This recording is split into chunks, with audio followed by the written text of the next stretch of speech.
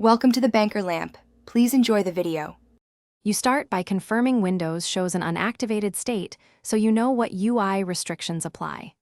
Next, pick a suitable image and save it to a simple path like C/users/public/pictures to avoid permission prompts. Once done, open File Explorer and keep the image visible. You will use it directly. Make sure you have admin or local account access, because you'll modify a registry key or use a script. These require elevated permissions to affect the lock screen. Now you perform the core change. Force Windows to accept a custom lock screen without activation.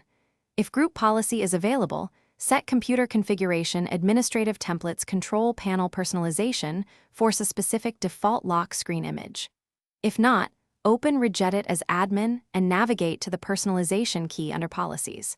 Create or edit lock screen image to the image path and lock screen enabled as one. Once saved, the system reads this on next sign-in.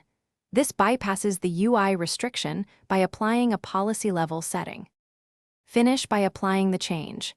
Sign out or restart so Windows reads the new policy or registry value. This updates the lock screen at the next sign-in. If the image doesn't appear, make sure the file path is correct, accessible to system, and the registry keys are present with correct types.